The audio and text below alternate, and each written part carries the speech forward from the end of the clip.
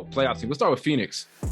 So is it Devin Booker or Chris Paul? It's Devin Booker. Yeah, it's Devin Booker. It's Devin Booker. It's kind of close though. I think you can really. What the hell is not? You can say it like, I guess, tale of two halves of the season. Yeah. First My half, thing, it was Chris, but then second. Yeah. My question is, if Chris Paul was in the same situation, would they be? Would I don't know? Would Phoenix stay as afloat as they did with Devin Booker, kind of as a top gun? I know it was a short period. I know it was a short period of time, but like, would like they? If Booker got hurt? Yeah, like it was the other way around. I don't know, because I don't think so. Yeah. I don't think he would be able to. Much as I love him, I don't know if he would be able to do like replace that scoring that Booker brought. Because he was scoring bunches when Chris Paul was Chris Paul was out. So now I give Chris Paul this. When he needs to score, I think he can. Yeah. Maybe not to that level of 30, 35, and 38, but I think he can in the mid 25 range, whatever. He can do it when he wants to, when he needs to. Yeah. I say you go back to that playoff series last year against the Clippers. What was it? That game 6? Game 6, I think. Yeah. Mm-hmm. He had what, 30, 40? I think he had 40, I think. Yeah. So he can do it if he needs to. Or you even talk about what he did against Denver. Fuck Denver up just with those pull up mid range jumpers. Hey, what did he do against the Bucks? No, I'm just playing. Oh, you are. Mid-range Buckets wasn't falling against the Bucks. Yeah, he wasn't getting them. Yeah.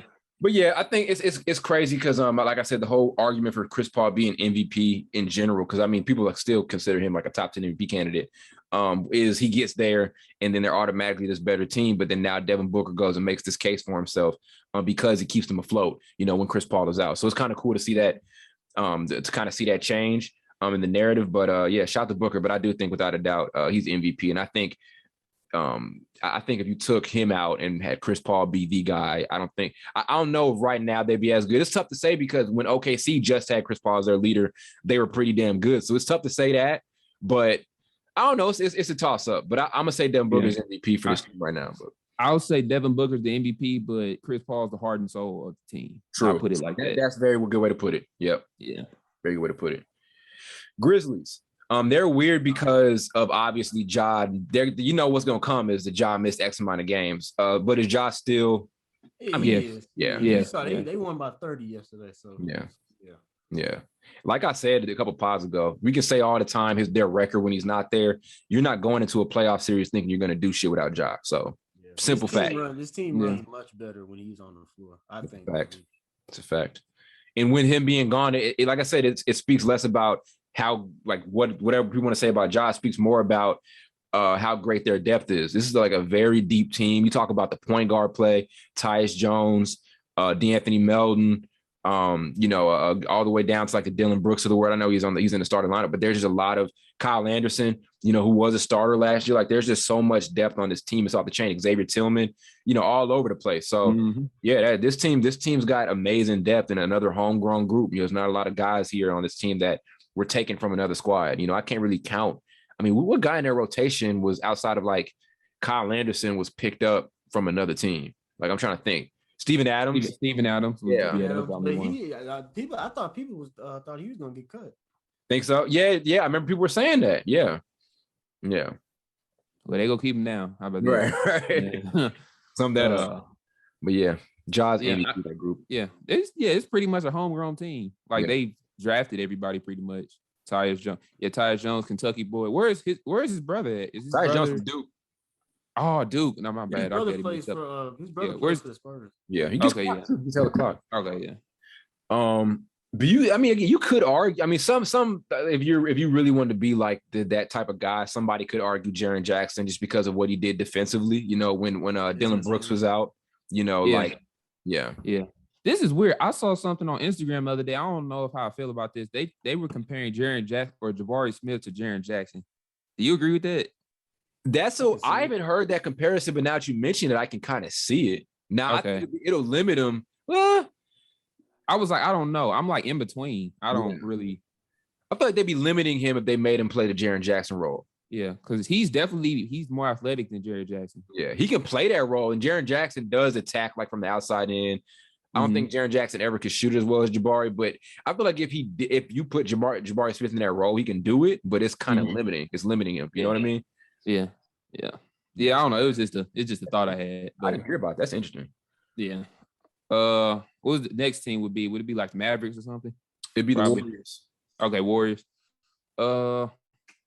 Steph. That's easy. Steph's the MVP. Damn, because I'm kind of saying they went a long stretch without Steph.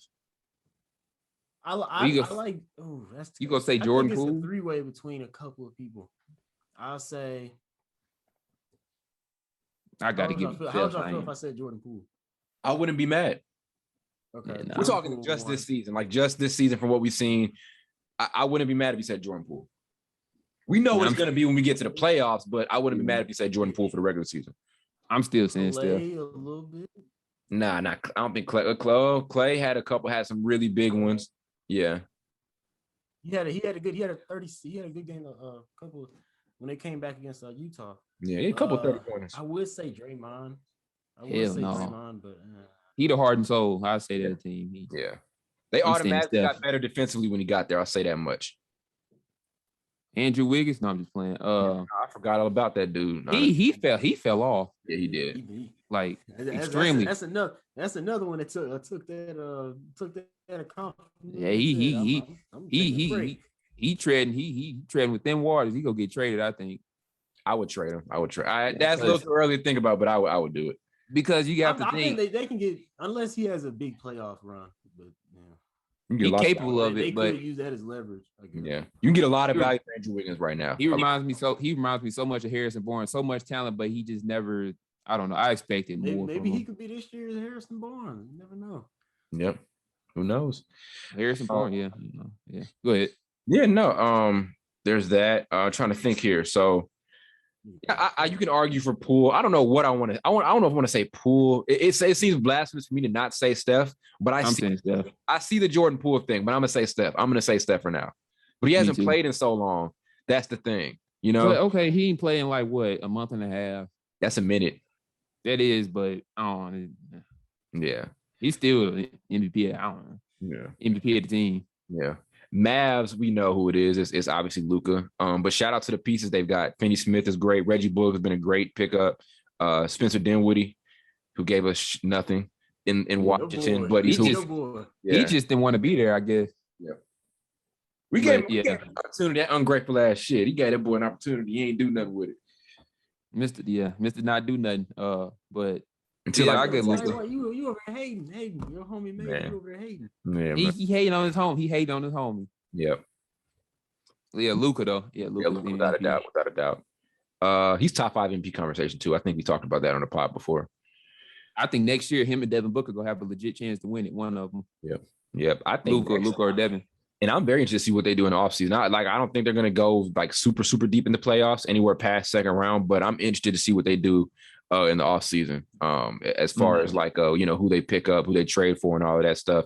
There are some extensions that need to get given out, so we'll see what happens with them. But shout out to Dallas. They've got some good stuff. A lot of good stuff to work around. I think they're going to win a title or get to the finals at least within the next 2 or 3 years, in my opinion. So, yeah. They could figure out a way to get Damian Lillard, but it's not gonna happen. They don't have the. I don't think they have the draft capital. I could be wrong, but I don't think they do. It'll be tough to get him from there, but there are a lot of good pieces. And like you said, Portland's going to want to buy a bunch of young guys if they want to give up Lillard. Yeah. If anything, they want draft capital. That's like the number, probably the number really one thing. Yeah. About 10 first round picks for him. Yeah. He said 10 first round picks. Yeah. Yeah, Utah, the Jazz, who have been absolutely embarrassing over the last few games. They just lost another big lead the other day. Yeah. MVP is Donovan Mitchell, but I don't care. You know what I mean? Like I don't care about anything this team does right now. I lost all faith in this team. So I said when Donovan contract up, he's leaving. I think they think he gets traded next year. For sure too. Do y'all think so? Do you think he's getting traded in the offseason, or do you think they're going to try to build something else around him? That man is not happy with Nah. If he really expresses his unhappiness with the team, he might get traded. I don't know. I don't know if they're willing.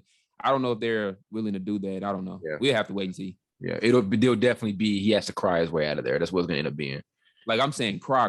Like I'm saying tears coming out everywhere. Yeah. Because they're definitely not shopping him right now at all. They're definitely that's what I'm saying. Yeah. Okay, so that's Utah, and then Denver obviously is Monty Morris. We all know that. We all know he's the MVP. Damn, wait, you gotta check me. Y'all nodding and shit. Nikola Jokic. I was like, no, I thought about like this nigga just say Dante Morris. I'm like, okay. Yeah. Without a doubt. Eastern Conference, Miami Heat. This is a tough one because the Heat are one of those teams where it's like a different guy every night. I know Butler's putting up his numbers, but Hero's doing his thing, Bam's doing his thing. They all impact the team in different ways. Yeah. I got Udonis Haslem. Face ass. The heart and soul. Yeah, the heart and soul. I got Bam, actually. Yeah. They're tough because the thing with this team is there are just so many different important pieces. It can't, you know what I mean? They've won with that. They've won without a lot of guys, you know? Let's say it with them, they're the MV3. It's three dudes that are the MVP. So MV3. I'll put it like it's Tyler Hero. We putting Tyler in there? Yeah, Tyler Hero, Jimmy Butler, and Bam. I think it's who has the biggest impact? It's tough because each night is different with them. It's not the same. Like Jimmy Butler might have a 30-point game. You have Bam that might have 25 and 10 rebounds. Then you have Tyler Hero coming off the bench that might have near 30. So it's like, man, that's a tough thing. MV3, I'm telling you what to do. Yeah, it may just have to be that because there's not the guy. There's not one dude for this team. You know what I mean? So yeah. Mm-hmm. Bucks. They play. Yeah. Go ahead. Bobby Portis. Face ass. Obviously, it's Giannis. But here, somebody brought this up. I was watching B-Ball Breakdown last night, and they made the point that Giannis's MVP thing the reason he shouldn't win MVP this season is because, and I'm only saying this because I just heard it last night and just bringing it up. The case for him not being MVP this season is that he never has the ball in clutch situations, and they're always going to run it through Chris Middleton. Is that a fair enough argument to illegitimize him from being MVP and also illegitimize him from being in the conversation for the best player in the NBA? I would say he's won MVP before and they didn't look at that. So I don't know how valid that really is. Even though I get what he's saying, it would be different if he never won MVP, but he's won one. Yeah. And he wasn't a closer really like that. He has occasional moments. He had occasional moments this season. He's closed a couple games. In the finals. Yeah, so he's capable of it. He's not like the worst closer of any superstar playing right now or anything, but I get what he's saying though, but nah. What are your thoughts on that one, Blake? I still take Giannis, bro. Yeah, no, but I'm saying if that thing is true about him not having the ball in clutch situations, does that like illegitimize him? Because they run it off the middle. No, that's what I'm saying. I would still take him in clutch situations. That's what I mean. Like getting to the how do I say? I'll still take Giannis and Giannis. I want the ball in his hands. So either he can either drive it or kick it out or do whatever he needs to do. But I think that was not the question. So what I was saying was they give the ball to Middleton in clutch situations most of the time. Given that fact, does that illegitimize Giannis from being the MVP and also being the best player in the NBA? Oh no. Yeah. I mean that's still Giannis's team. Yeah. At least to me, I think I would say so. Yeah. I misunderstood what you was asking. You good? No, yeah. But yeah, I mean that's what people have been saying over the last couple because like that was a big thing in the playoffs. Like when I would see Middleton with the ball like in late fourth quarter, it was always like, oh, why doesn't Giannis have it or whatever? But I'm like, he plays his role. The thing we love about Giannis is he plays his role so well. He knows, if it's not smart for him to run the clock down and go get the last shot like he did against Brooklyn night in, night out, it's just not the best thing. And he knows when to fall back. He began critiqued a lot more if he was doing some shit he don't need to do. Like, would you want Giannis pulling up from fucking three every night? Then he'd be, so, because he's not the shooter like that. If he can make one of them, then hey, dude, what you need to do. Yeah, because he's not a shooter like that. See, we really don't judge Karl Anthony Towns like that or critique him like that. Really, I know that's a big comparison. That's kind of crazy, but just hear me out. We don't compare. We don't really critique Karl Anthony Towns like that because he's a really good shooter. Giannis not a great shooter, so when we see him do that, we like, dude, just go down low because we know that's what you better. That's what you're best at. That's true. Yep. And like I said, I love how he's mastering different parts. Like I think he's gonna master that mid-range game by he's 27 right now.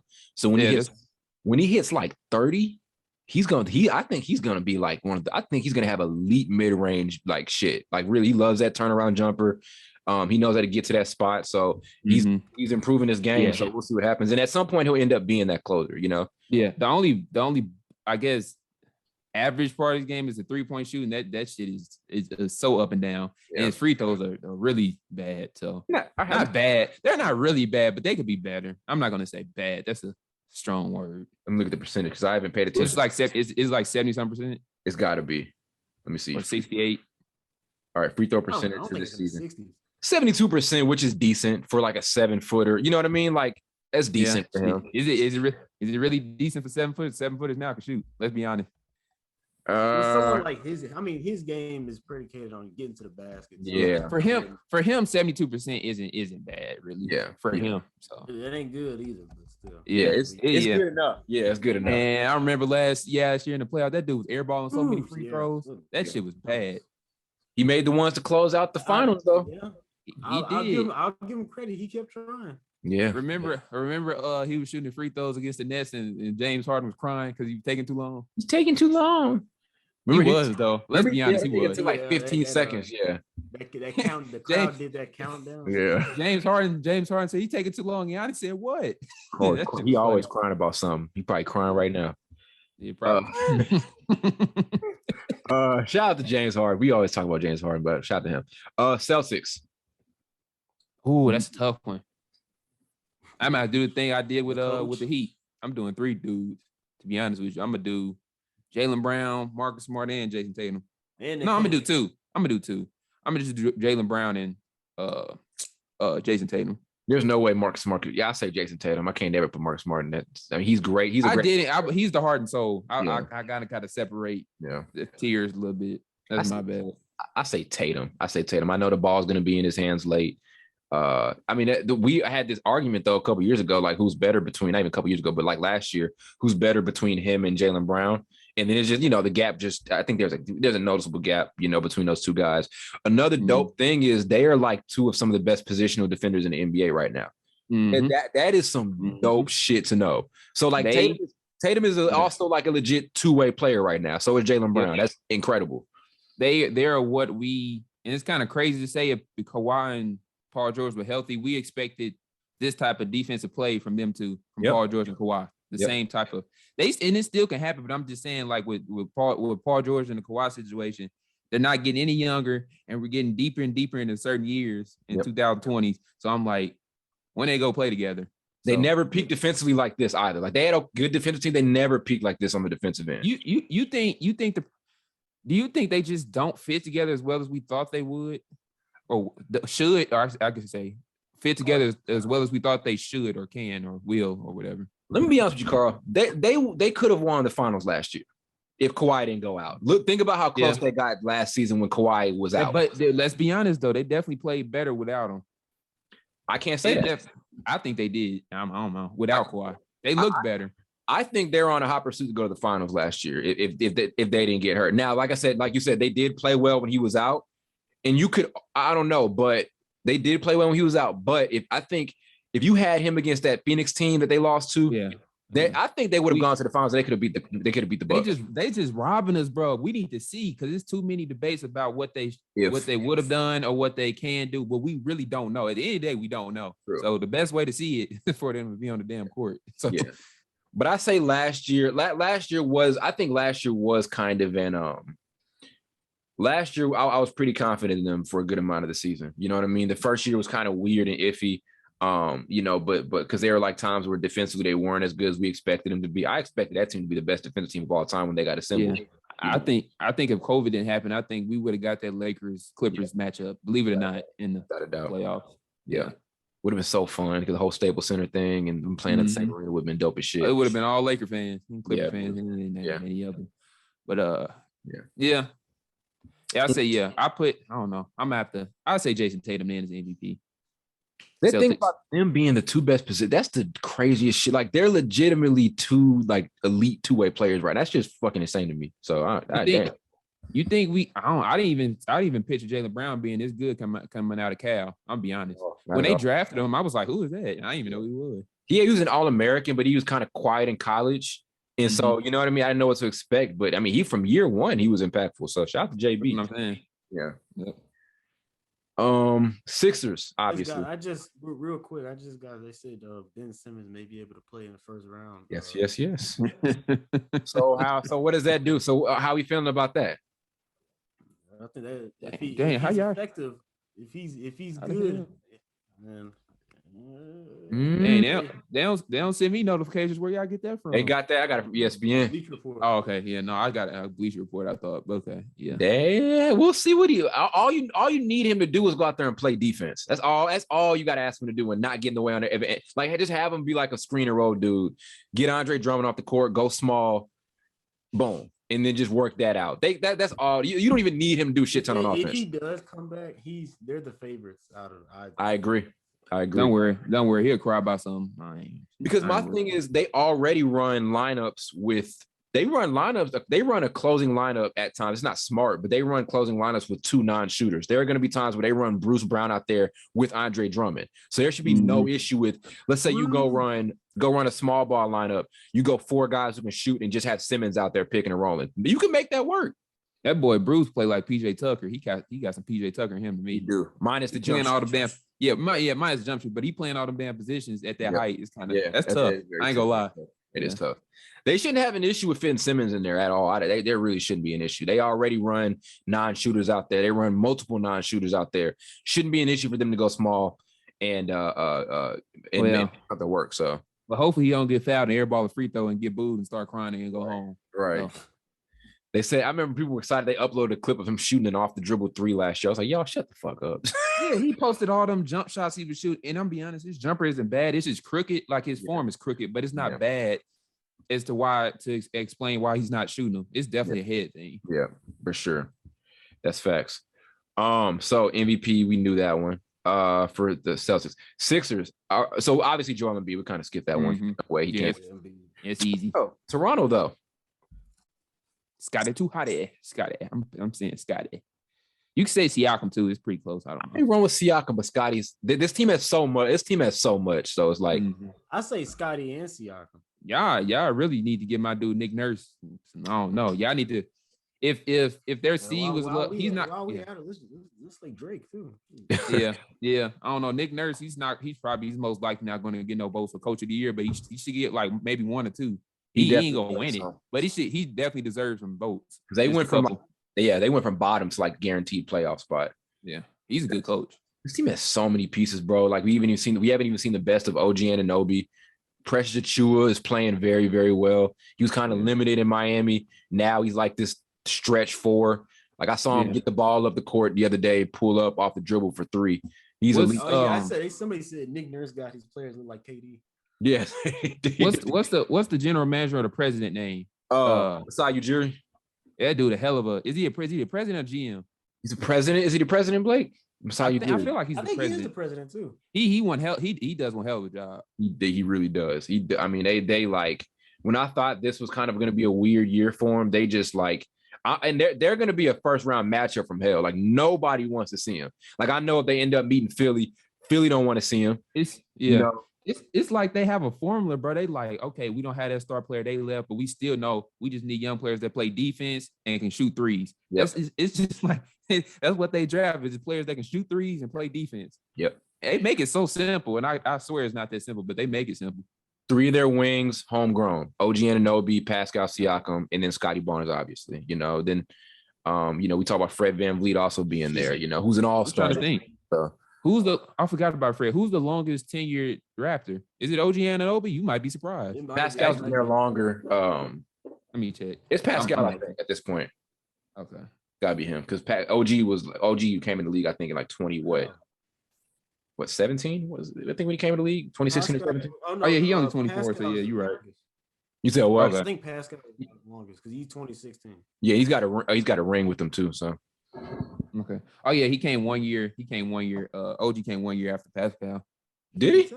Yeah. OG. Yeah. OG. You said he came in 2017. He came in. He was drafted. I guess on top of my head, let me see. OG actually came in. He did. You were right. You said 2017. You was right. Damn, he was OG's been in the league longer than I thought. That's what I'm saying. That's why I thought it was OG over Pascal, but it's Pascal about 1 year or 2 years. Wow. He's British. I didn't know he was British. I thought he was African. Huh? Yeah. I thought he was African. I didn't know he was British. Yeah, that's crazy.